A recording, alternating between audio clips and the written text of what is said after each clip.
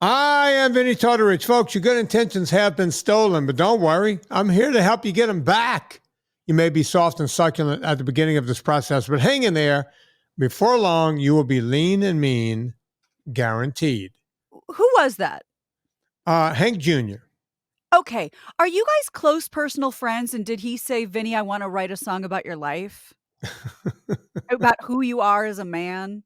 Look, back when I was on the Adam Carolla show, they used to say, that they need to do what's the guy's name? I ended up knowing the guy. He would do all the parody songs. Oh, we're both going to hell right now. Yeah. Uh, Richard Banks. Rich Banks. Oh my God.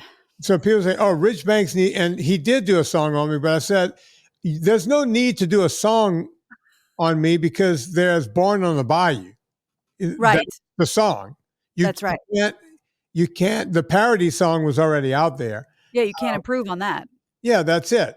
There's already a parody song about me. But okay, whenever Hank Williams did these songs, he was talking about actual people.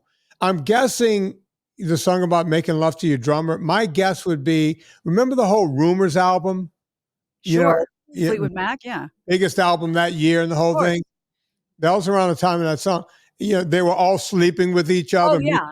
And all mad at each other. And the whole Rumors album was about who was sleeping with who. Right. And I'm assuming that's what they're talking. But I'm trying to figure out who the gay guitar pickers are.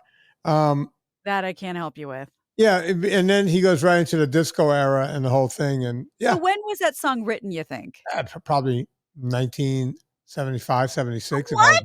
Oh, see, it's interesting because the Donna Summers reference was the only time I was like, oh, then maybe this wasn't just recorded. But otherwise, it sounds like a pretty modern song. Oh, you could go back. If you go back and listen to country songs from, the outlaw era, that's Willie Whalen and Hank Jr. and that whole group, and you listen to what they were talking about and the political things they're saying in the song, they match up identical to today. Identical. If you think anything ever changes, and people think, oh, the world's going to hell now. No, it's been like this forever. Yeah. Yeah. Right. And that makes perfect sense. People who say, you don't, those who don't study history are doomed to repeat it. Well, we go through this like every 30 years, it seems like. Yeah. That's great. We're right back where we started with all of it.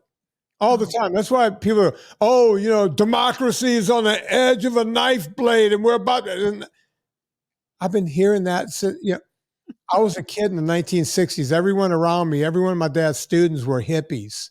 Sure. Right. And it's like, I've been hearing this BS. The other night I was watching, and I sent you a clip. I was watching All in the Family.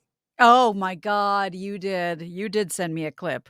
Everything in All in the Family, exactly what's going on now. It doesn't change. It's so funny. And how every generation thinks they created something brand new. Right. Yeah. And now I'm seeing all the clothes I never should have thrown away from college, back in every department store. Yeah. So I love it. And I love that you're you. And you're, as Carolla would say, Vinnie's Vinnie. Vinnie's Vinnie. I'm not sure if he means that as a compliment.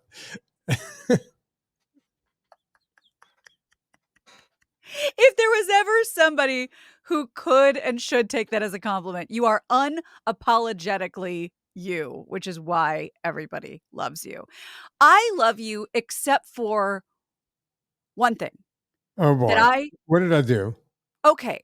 So we had a very quick chat before the show, and I was just talking about I did like a little vacation in Scottsdale, like Phoenix, Scottsdale area, because by the way, do that in the summer because that's when they slash prices when you go to like Palm Springs or Phoenix or, we went to the Fairmont Princess, which was amazing. If you go in the summer where it's like The Shining. You're the only one there and it's cheap and you're royalty. So it was amazing. And we ate and we never stopped eating and they kept just tamping food and tequila and tastings and all this stuff down our throats and the A5 Wagyu and the horseradish crusted ribeye and oh God, I just want to go back. But I said something that I thought was completely innocuous, or maybe you'd applaud me, and you got grossed out, and I couldn't figure out why. I Well, said, grossed out is not the term. It's just something "Isn't I it?" don't do. Okay. Well, you're gonna explain why, because I still don't know. But I said I ordered, like, an albacore tuna salad, but I still was like, just I needed meat. I just crave it all the time. I crave steak, as you know. And so I said, "Ooh, throw a little steak on top of the tuna salad." And I thought you were just gonna think that was the greatest thing ever. And then you hit me with what, Vinny? I don't eat meat of any sort, fish, poultry, red meat, nothing on lettuce. It doesn't You go heard it here, folks.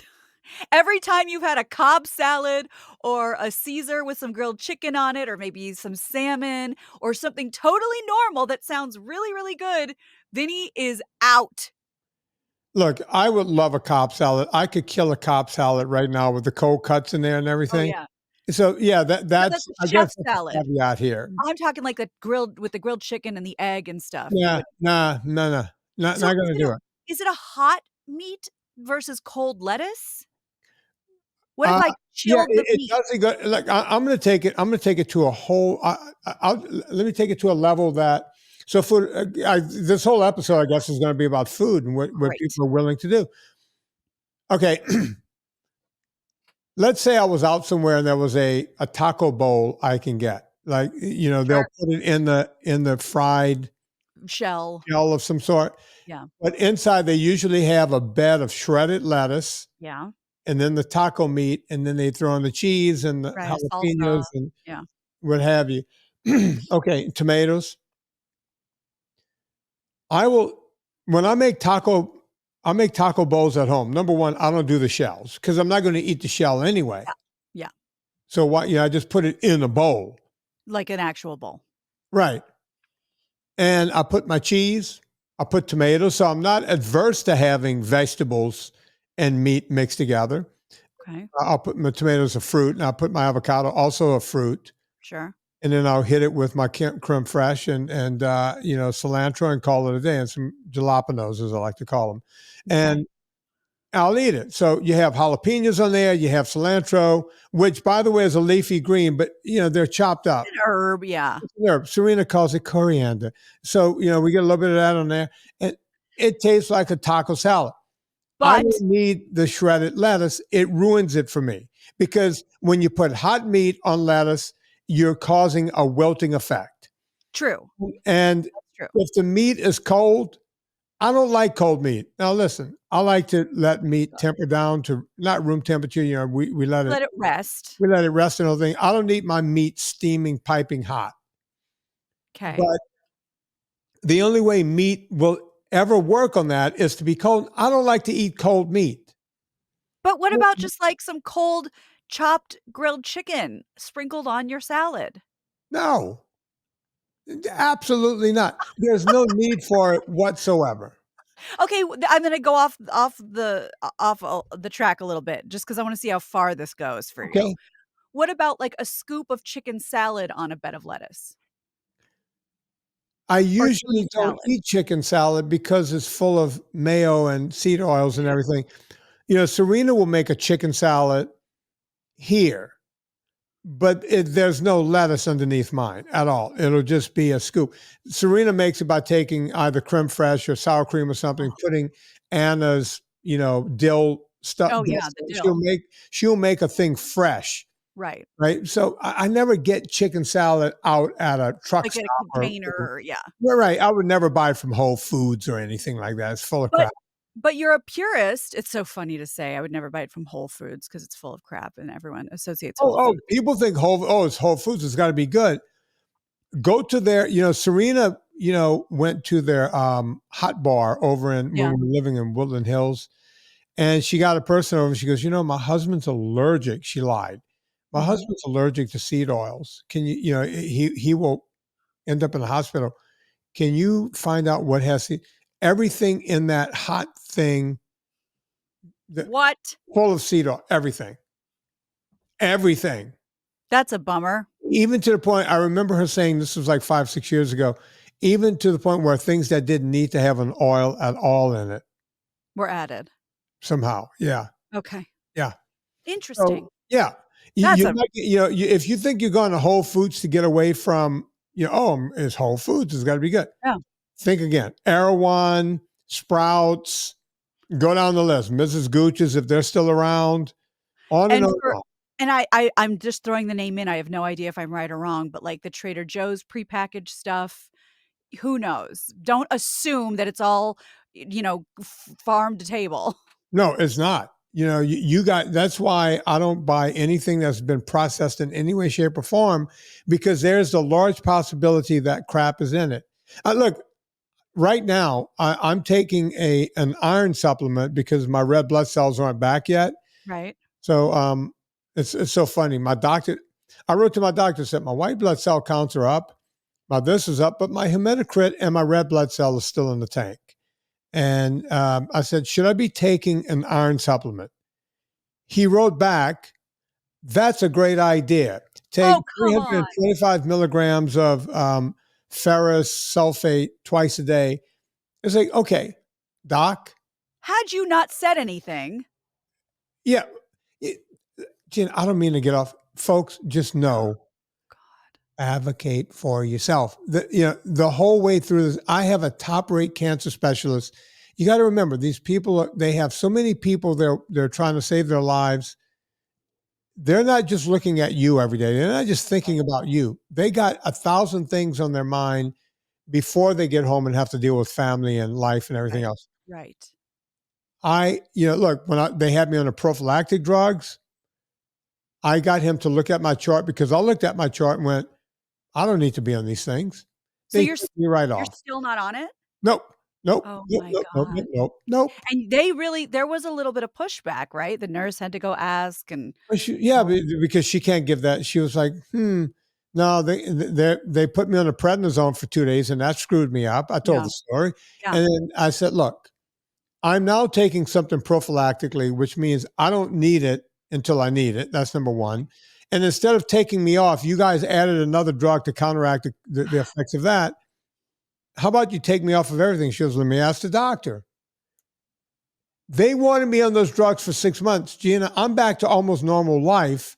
No drugs.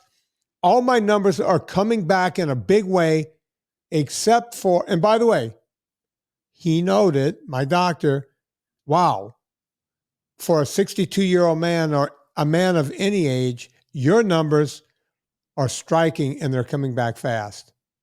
Hey, doc, how about you ask me what I'm eating? Anything? Because I'm not eating a fucking steak on lettuce, I can tell you that. Right? And it all comes full circle. But you understand, I looked at my numbers and I went, okay, more vitamin A, that'll help. Right. I can quadruple down on some vitamin B12 and some folate. I know that. The B vitamins will help red blood cells come back. Iron, I'm eating as much meat as I can eat. You get heme, you get iron from meat. I wonder where I can get more. I hate liver, but I can start eating liver, I guess. Yeah. And that's when I went, I wonder if there's an iron supplement I should be on. And the guy now has me on 650 milligrams of ferrous sulfate per day. I'm so glad you said that. And I'm so glad that you gave the explanation, because my first thought was, what an idiot, how irresponsible, blah, blah, blah, blah, blah. But you're more correct. You're looking at it, without emotion, and you're going, these guys, these gals, these everyone are looking into keeping people alive, and they might not be looking for, combing through details of every single person's, how to tweak their supplements. And it makes me think of like shows like Law and Order. And the thing that makes me laugh about those is one episode is just one crime. So, there's an entire department in New York and they are just focused on one lady who got her purse stolen, and they're not going to rest until no. These are people juggling multiple issues, multiple crimes in doctor's case, multiple patients, multiple diagnoses. And so for you to go, I think I know what I need. You are far from out of line for doing that. And it worked again. When I'm the healthy guy walking in, because they do your vitals every day when you go in to do, Right. the infusion. Now my total resting heart rate walking in there, like if I'm laying in bed, my heart rate is in the 40s, right? So something you don't see. Okay. Walking in and sitting down for a second, I'm registering somewhere between 55 and 58. Again, something you don't see. Most people, when they walk in, you sit down for a second, they're registering 80, Wow. 75, 80, 85, right? So, they put the pulse oximeter on your finger. Okay, his resting heart rate from not even real resting, they see 55. I can tell you that because right now I'm sitting here and I'm 54.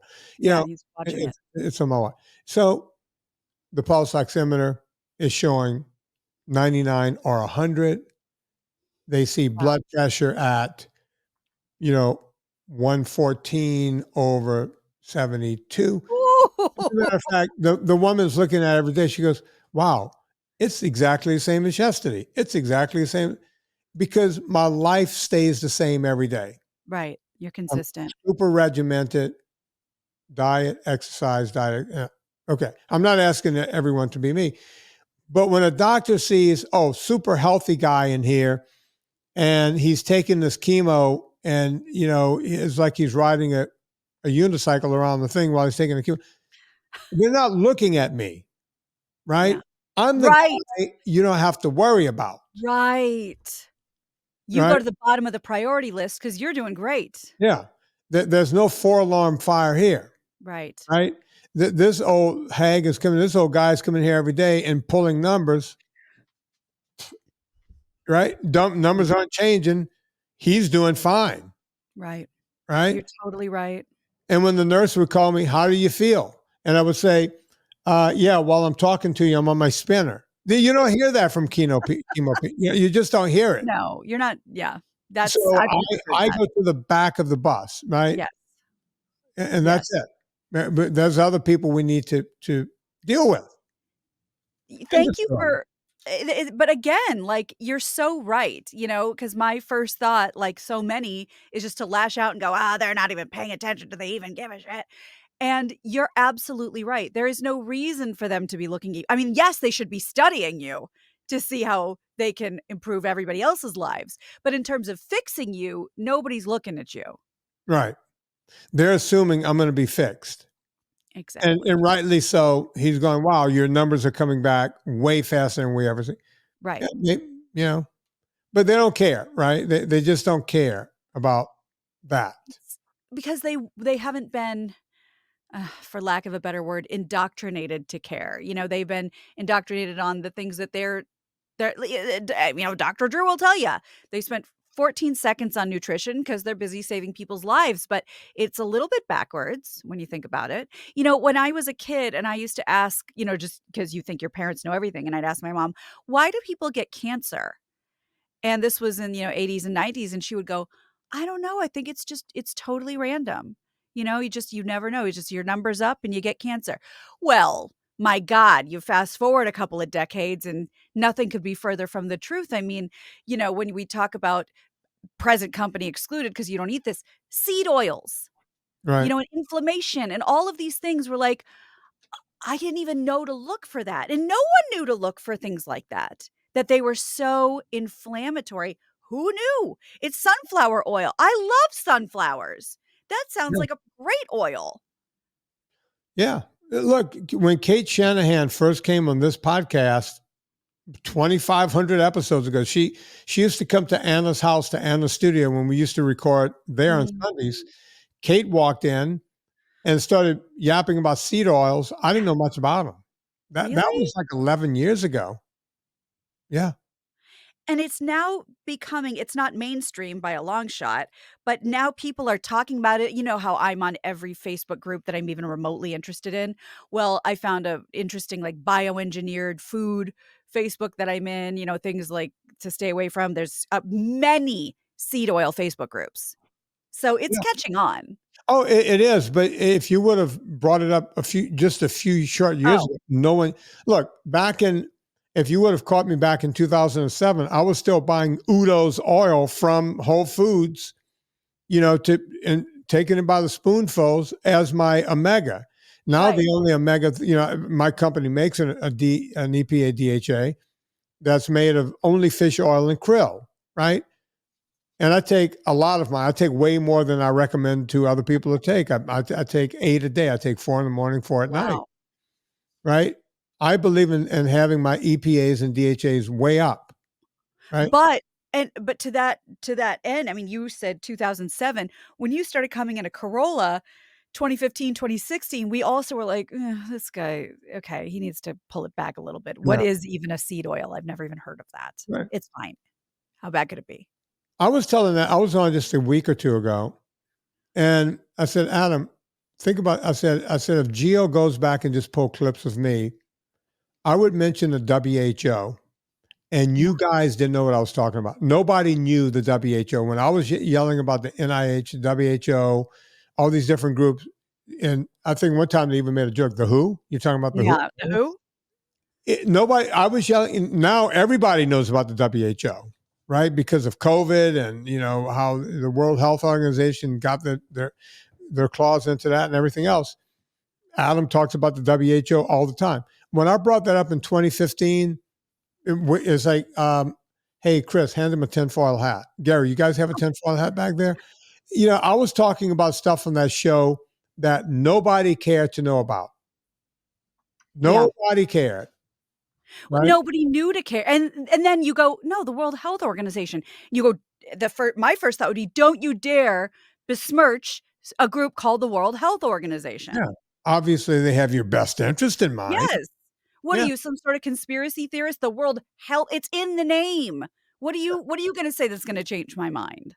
And, it's just like, I would say, look, if a study came out of Harvard, remember I used to say that all the time? Oh, that was where I learned about all this. If it comes out of Harvard or Minnesota University, where, Ansel Keys was a professor, or the Cleveland Clinic, you might as well just, use that, bring it to your bathroom and use that paper for toilet paper, because you might as well be wiping your ass with it. That's the only use you're going to get out of their studies.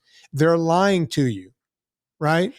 And just because we are talking food, while you were saying that, my husband just texted me. He's at Universal Studios with my stepson, and I'm going to meet them right after we're done here. And it says, "Hey, hon, when you meet us, can you please bring me a few nut butters? Because that's what we eat when we go to the theme park."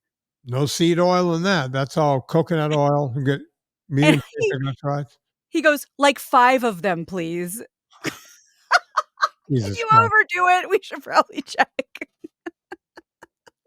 just likes to have them in his pocket. It might be too many. I don't know. I don't think he's going to eat them at once, but he wants to. It's like his Dumbo feather. Like he knows he won't get hungry if he has a couple, hidden in his pocket. Yeah. So I don't know if we answered the question about adding lettuce to meat, but I get it. It wilts your lettuce, but you don't like cold meat either. So that's as far as we're going to get with that. I want my meat cooked. Yeah, it's like, for you, it's probably also a flavor thing. When it's warm, you get it's just, who does this? I feel like I should be eating over at Sunset Plaza. Yeah, true. Very well said. It's like, What about, okay, my last ditch effort. What about some like smoked salmon on a salad? Well, I didn't know smoked salmon was broken. Let's start with that. Okay. Why does it need to be on lettuce? It doesn't. It makes no sense. It doesn't need to be. And you asked all my family, why does it need to be on a bagel? Which it also doesn't need to be. Just eat it. Look, you put smoked salmon on a bagel, even though I'm against grains. Nothing better. I will hammer that.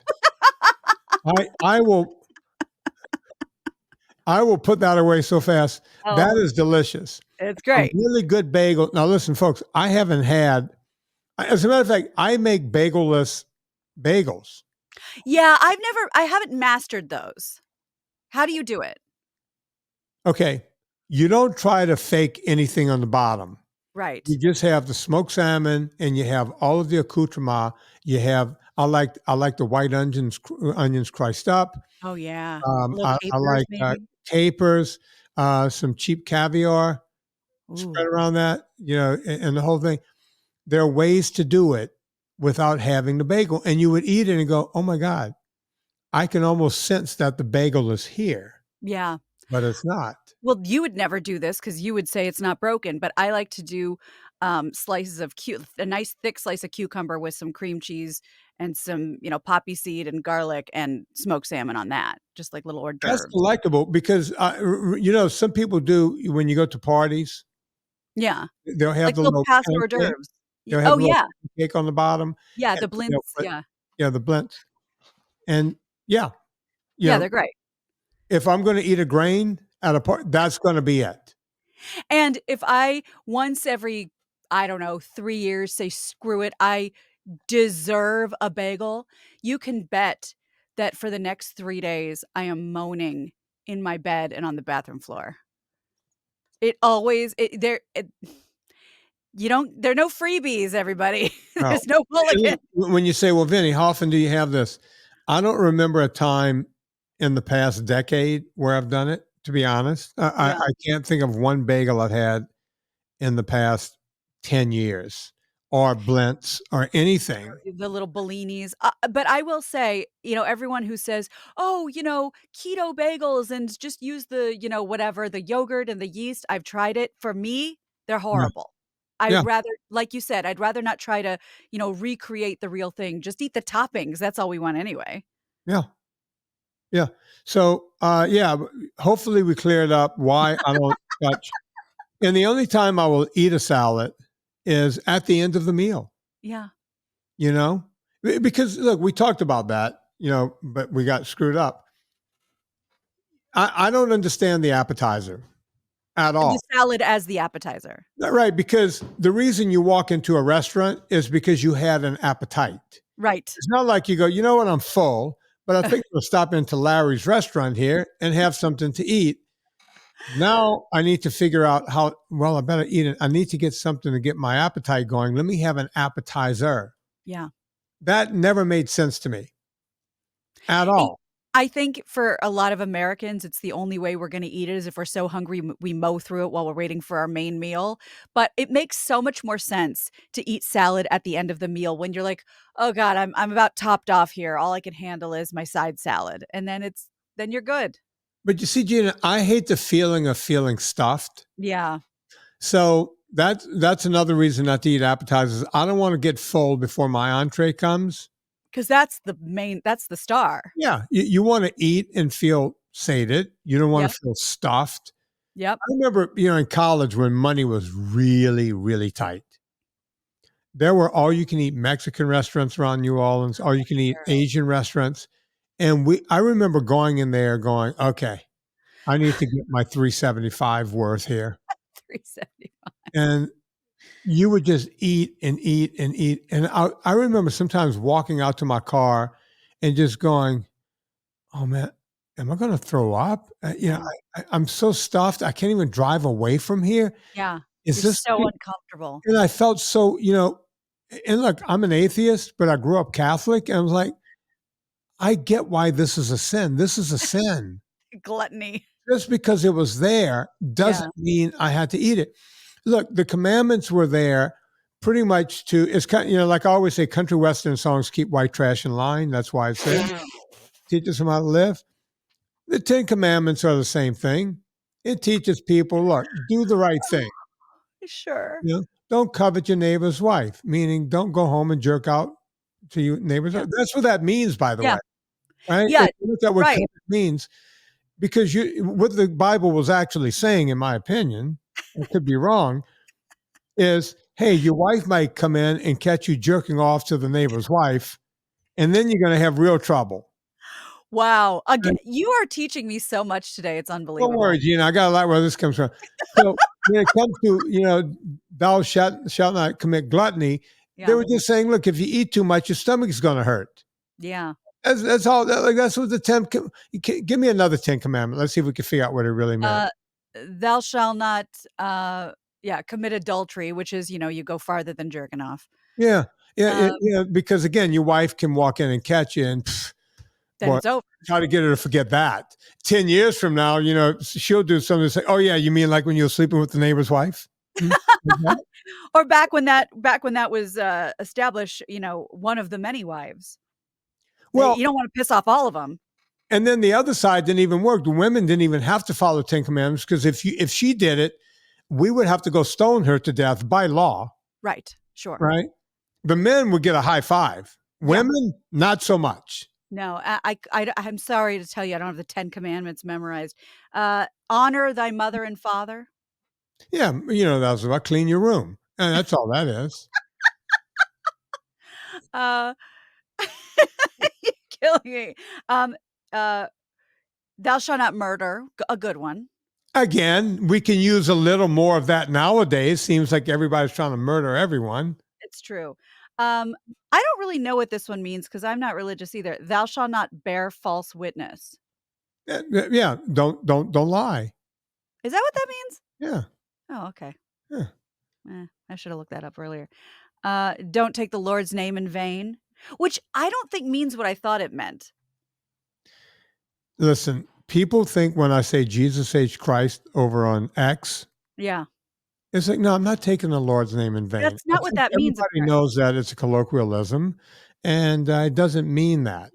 What I was told it means, it's not like saying like, God damn it. That's apparently that's not what it means. It means, like using God to get what you want. Like, well, God wouldn't like that. Like that's you're taking his name in vain to get what you want. It's not about colloquial slurs that people say. That's what I was told. Yeah, it's if you're hurting someone else by doing this, like God told me. I'll give you a perfect example. Jimmy Swaggart, who was down in my neighborhood down in Louisiana, he used God to sleep with every crack whore in town. He was using God, right? I think that's what that means. You know what, Vinnie, for the win again. The expression "to take in vain" also translated to misuse God's name. Yeah. Which is just what you said. Yeah. So folks, when you come at me on Twitter or X because I say Jesus H. Christ, go give Jimmy Swaggart a call. And let him know. Invoking God's name in an oath was considered a guarantee of the truth or a statement of promise. Yeah. So listen, we are all over the board today. Yeah. For two people who don't, think Jesus was a heck of a guy, but he's just not our guy. And people ask me, it's like, well, Vinnie, he walked on water. It's like, did anyone check for a sandbar that day? Anyone? Not one person? A sandbar? Or as my people would say, well, of course his mother told everyone that. Yeah. Of course she told everyone, oh, my son walks on water. What was the deal? How did they know Jesus was a Jew? He lived at home until he was 30. His mom thought he was God. He thought his mom was a virgin. No, wait. No. I didn't do it right. How did they know Jesus was a Jew? Let me see if I could do it. Okay. He lived at home until he was 30. He went into his father's business. He thought his mom was a virgin and his mother thought he was Jesus Christ. Done and done. Boom. There you go. Should I tell the jokes we were telling off the air last week, Gina? Maybe not. Yeah. Maybe we can sit on that another week. Might be my last podcast. Yeah, when you're ready to call it quits. Yeah, I'll just blow it up. Just drop a grenade and walk out of the room. Vinnie really goes full Don Rickles when we're just hanging out. So yeah, it's not good. Think that would surprise anyone, by the way. Yeah. One day I'm going to have a scotch or something to do a podcast and just drop a grenade in here and boom. Oh, that'd be fantastic. Good night, everybody. Yeah, That's good. Okay. Are we done here? I'm done. Folks, Gina Grad has grain-free comfort food. She also has my extra family. That's the one I pay attention to over on Instagram. The book My Extra Mom is out there. You can go to VinnieTortorich.com, click through the banner, and get that book. It's relevant. Yeah. Everybody has an extra mom and an extra dad. Go read that book. I wish that book was around when Tallulah was 9. Oh. When she came into my life. There is no, look, when it comes to kids, they don't come with an owner's manual. There's no sticker on them saying, before you move on, read this. Yeah. Right? Nothing. They don't come with stickers. I looked. Yeah, so did I. And so many people say I wrote the book I was looking for. So this is for kids and for families to introduce another parent if somebody gets remarried.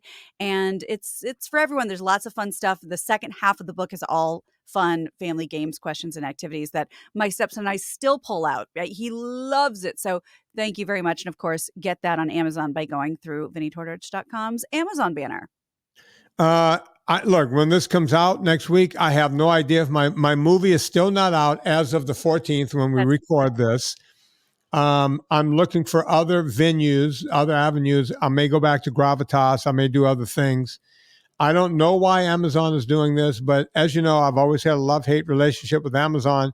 Mm-hmm. Before you go to Amazon, go to VinnieTortorich.com, click through the banner. It puts coal on the fire, gets my train down the track.